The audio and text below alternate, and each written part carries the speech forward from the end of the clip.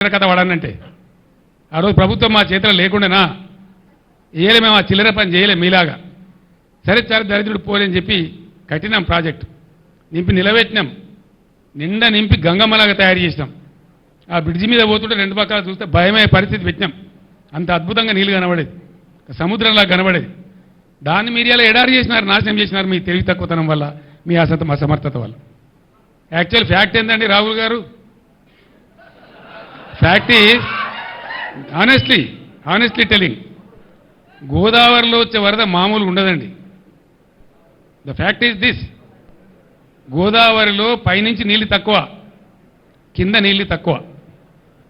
గోదావరిలో నీళ్లు వచ్చేదే నీళ్లు దొరికేదే ప్రాణహిత ఇంకొక నీళ్లు లేవు ఆ ప్రాణహిత దాటినాకనే కట్టాల దానికోసం ఒక 6 నెలలు తపస్సు చేసినట్టు చేసి ఆ మేడిగడ్డను కనిపెట్టుకున్నాం మేము కేంద్ర ప్రభుత్వ సంస్థ వ్యాప్కోస్ లైడార్ సర్వే కావాలంటే లైడార్ సర్వే కూడా చేసినాం దాని డిజైన్ ఏంది అసలు వీళ్ళకి తెలుసా వీళ్ళకి డిజైన్ గురించి అవగాహన ఉందా ఏంది డిజైన్ ఏందండి యాక్చువల్గా మేడిగడ్డ బరాజులో ఫ్యాక్ట్ ఏంటంటే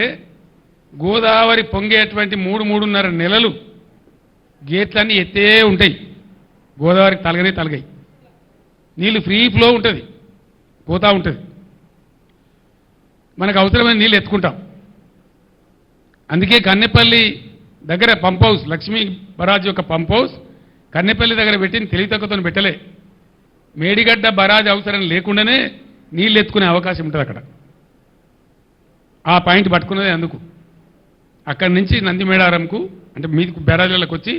నందిమేడారంకు మేడారం నుంచి గాయత్రి పంప్ హౌస్కు గాయత్రి నుంచి వరద కాలువ ద్వారా మిడ్మానేరు ద్వారా ఎల్ఎండికి మిడ్మానేరు ద్వారా మలన్న సాగర్కు మిడ్మానేరు ద్వారా పైకి ఎస్ఆర్ఎస్పికి ఎటు అవసరం ఉంటే అటు వాడుకునే విధంగా మిడ్మానేరును ఒక ఖజానా చేసినాం గోదావరిలో నీళ్ళు ఎత్తడానికి మేడిగడ్డ బ్యారేజే అవసరం లేదు కానీ ఎప్పుడు అవసరం పడుతుంది అది టాక్టికల్ అప్రోచ్ 25 వేల క్యూసెక్ల ప్రవాహం స్టార్ట్ అయిందంటే గోదావరిలో జూన్ ఎండుకు ఆ గేట్లన్నీ ఎత్తేస్తామండి